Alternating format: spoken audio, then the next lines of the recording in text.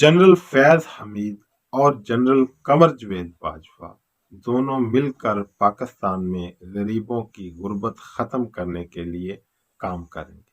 और उसके अलावा पिंडी में घर बना लिया गया। बिस्मिल्लाहिर्रहमानिर्रहीम सल्लल्लाहु अला मुहम्मद सल्लल्लाहु अलैहि वसल्लम। अस्सलाम वालेकुम। आप यूट्यूब चैनल देख रहे हैं और मैं अली अहमद भट्टी हूँ। अगर आप चैनल पर नए हैं तो चैनल को सब्सक्राइब कर दीजिए और बेल आइकॉन के बटन को दबा दीजिए ताकि हमारी हर नए आने वाली वीडियो आप तक बर वक्त पहुंच सके। मुअज़्ज़ज़ सामीन, जनरल बाजवा और जनरल फैज हमीद ने पाकिस्तानियों की गुर्बत ख़त्म करने का प्लान बना लिया है और उसके अलावा सहाफ़ियों को बुलाकर सफाइयाँ देने का सिलसिला शुरू हो गया है। खैर रुका भी नहीं था, लेकिन एक बार फिर से ये सिलसिला शुरू हो गया है। सीनियर जर्नलिस्ट जावेद चौधरी की जनरल बाजवा के साथ मुलाकात और अंदर की बहुत सारी खबरों से आपको हम आगाह करेंगे। तो सामीन, सबसे पहले आपको खबर देते हैं कि GHQ के बिल्कुल करीब साबका आर्मी चीफ ने अपना घर बनाया।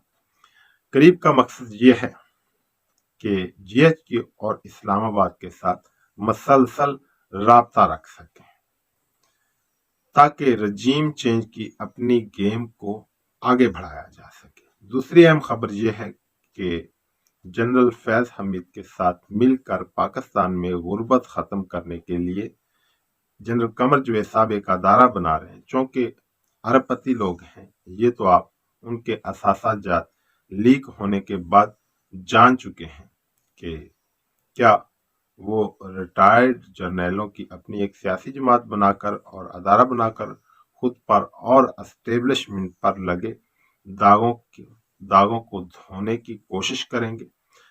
मंजरनामा आने वाले चंद दिनों में वाज़ेह हो जाएगा।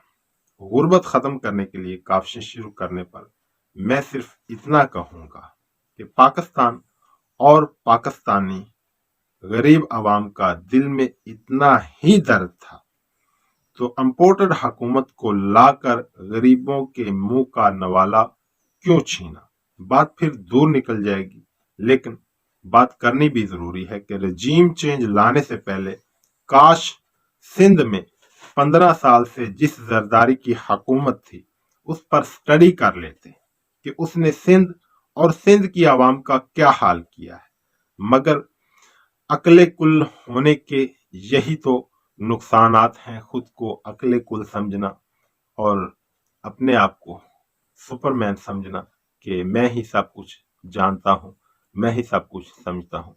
क्योंकि आप लोग खुद को पाकिस्तानी आवाम, सियासतदान, साइंसदानों, इकोनॉमिस्ट, ब्यूरोक्रेट, वकला, जुडिशरी सबसे अफजल, ज़हीन और अक्ले कुल मखलूक समझते हैं। लेकिन मैं आपको याद दिला दूं, जिसने अंग्रेजों और हिंदुओं से पाकिस्तान हासिल किया था वो एक ज़हीन तरीन सियासतदान और वकील था, वो फौजी नहीं था।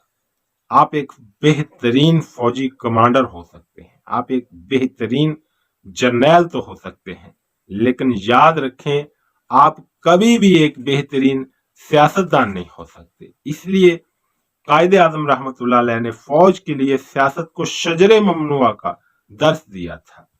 जनरल साहब नवाज शरीफ को डिसक्वालीफाई करवाने पर भी शर्मिंदा है कि वो मुझे बतौर आर्मी चीफ लाए।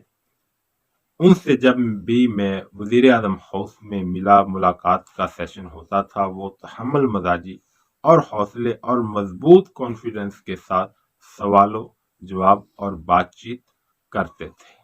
फिर मौसूफ कहते हैं कि एक्सटेंशन लेना मेरी बड़ी गलती थी, लेकिन तीसरी बार भी एक्सटेंशन लेने के लिए मुल्की सियासत को अथल पथल करने, उखाड़ फिखाड़ कर दिया और मुल्क में जाती और अपने आकाओं के मुफाद के लिए रजीम चेंज लाकर मुल्क की इकॉनमी और मईशत को तबाही के दहाने पर लाकर खड़ा कर दिया। जल्द ही रजीम चेंज को भी ये अपनी गलती मानेंगे। ताहाल वो इसमें अपने किरदार से मुनकर हैं कि सियासतदानों ने अपनी काविशों के जरिए से جو ہے نا وہ ووٹ آف نو کانفیڈنس لائے عمران خان کے خلاف اور حکومت چینج کی، جبکہ حقائق کیا ہے؟ انہی جماعتوں کے اندر کے لوگ اقرار کر چکے ہیں کہ ہم نہیں آئے بلکہ ہم لائے گئے ہیں۔ سب سے پہلے خواجہ اسد صاحب نے اس پر اظہار خیال کیا کہ ہم آئے نہیں ہیں بلکہ ہمیں لایا گیا ہے۔ پھر انجینئر خرم دستگیر نون لیگ کے انہوں نے تو ایک لمبی چوڑی ٹی وی پر بیٹھ کر تقریر کی، اگر ان باتوں کی طرف جائیں گے تو پھر ولاگ بہت لمبا ہو جائے گا، چونکہ یہ قوم کو ان سب چیزوں کا پتہ ہے، لیکن یاد دلانا ضروری ہے تاکہ قوم اور ہم یہ بھولے نہ کہ اس ملک کے ساتھ کس نے کیا کیا ہے۔ اور پھر ایون خود شہباز شریف نے کہا کہ اگر میں وزیر اعظم نہ بنتا تو پھر میں جیل میں ہوتا، کیونکہ ان پر اس دن فرد جرم عائد ہونی تھی جس دن انہوں نے وزیر اعظم کا حلف اٹھایا۔ یہ المیہ ہے میرے ملک کا، اس دن دونوں باپ بیٹے پر فرد جرم عائد ہونی تھی۔ تو اس کے بعد پھر ایک لمبی سٹوری ہے کہ انہوں نے جتنے بھی گواہان تھے ان کو مروا دیا اور انویسٹیگیشن کرنے والے آفیسر کو بھی مروا دیا، یہ پوری قوم جانتی ہے۔ اور اس کے بعد ابھی حال ہی میں پیپلز پارٹی سے جو پیپلز پارٹی کے سینیٹر ہیں جو مستعفی ہو چکے ہیں، مصطفیٰ نواز کھوکھر صاحب، اور پھر سابقہ وزیر خزانہ مفتاح اسماعیل، ان کی سٹیٹمنٹ کی نفی کر چکے، یعنی کہ باجوہ صاحب کی سٹیٹمنٹ وہ بتا چکے ہیں کہ انہوں نے جو ہے نا وہ کیا ہمارے ساتھ تعاون، کیونکہ جب تک یہ تعاون نہ کرتے بات نہیں بننی تھی، چونکہ بڑے گھر کی طرف سے حکم تھا جو ان کا بہت بڑا گھر ہے، ٹھیک ہے۔ تو اس حکم کے یہ انکاری کیسے ہو سکتے ہیں، کیونکہ ان کے نزدیک وہ اللہ کے گھر سے بھی بڑا گھر ہے، کیونکہ پاکستان میں 70 سال سے اس گھر کا ہی بڑے گھر کا حکم چل رہا ہے اور یہ تعمیل کر رہے ہیں، اور انہوں نے اس تعمیل میں پاکستان کو تباہی سے دوچار کر دیا ہے، پاکستان کی عوام کو تباہ کر دیا ہے، لیکن ابھی تک اس بڑے گھر کے حکم ختم نہیں ہوئے اور ان کی جو ہے نا محکومی ختم نہیں ہوئی کہ انہوں نے ہر حکم کے سامنے سر خم تسلیم کیا ہے۔ اور اب آتے ہیں کہ سیاست میں مداخلت سے موصوف انکاری ہیں، لیکن دوسری طرف فرماتے ہیں کہ میں نے 6 سال آرمی کے اندر کمانڈ کی ہے، میں نے آرمی کے ادارے کی 6 سال کمانڈ کی ہے، سب میرے بچے ہیں، سب میری پالیسیوں پر ہی عمل پیرا ہے، لیکن ایک بات میں بتا دوں کہ ایک سازش انسان کی ہوتی ہے اور ایک فیصلہ میرے رب کا ہوتا ہے، اور ہوتا وہی ہے جو رب کی خواہش ہے، جلد یا بدیر حق ہمیشہ غالب آ کر رہتا ہے۔ اور یہاں تو فرعون اور نمرود غرق ہو گئے جنہوں نے خدائی کے دعوے کیے، کیونکہ اللہ تعالیٰ کسی قوم کی بھی کاوشوں کو ضائع اور بیکار نہیں کرتا، تم سب مٹ جاؤ گے، تاریخ تمہارے کالے کرتوت اور کالے کارنامے نہیں مٹنے دے گی۔ اور اس کے علاوہ جب قومیں اٹھ کھڑی ہوتی ہیں تو پھر وہ جو اپنا حق اور اپنی آزادی حاصل کر کے رہتی ہے، اور پھر یہ 2-4 برس کی بات نہیں، یہ 75 سال کا جو ہے نا وہ رونا ہے، یہ 2-4 برس کا قصہ نہیں بلکہ یہ 70 سال کی داستان ہے کہ کیسے جنہوں نے 70 سال سے حکومت کی ہے وہ اتنی جلدی اس ملک کا جو ہے خون چوسنا بند کر دیں گے اور اس ملک کی عوام کو حقیقی آزادی دے دیں گے۔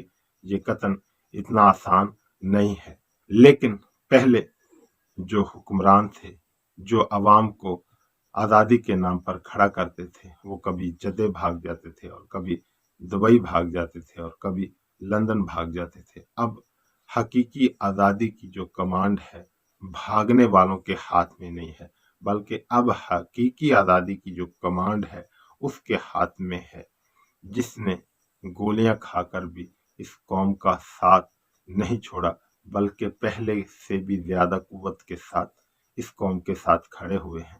اور اللہ تبارک و تعالیٰ کسی قوم کی کاوش کو جو ہے ضائع اور بیکار نہیں کرتا، اور جو آزادی ہے وہ قربانیاں مانگتی ہے، اور یہ قوم اب ہر قسم کی قربانیاں دے بھی رہی ہے اور دینے کے لیے تیار بھی ہے۔ جلد یا بدیر تمہیں اس قوم کو حقیقی آزادی دینا ہوگی، حقداروں کے سپرد کرنا ہوگا اور خود کو اپنے فرائض تک محدود کرنا ہوگا۔ اب تک کے لیے اتنا ہی، اجازت دیجیے، اللہ حافظ۔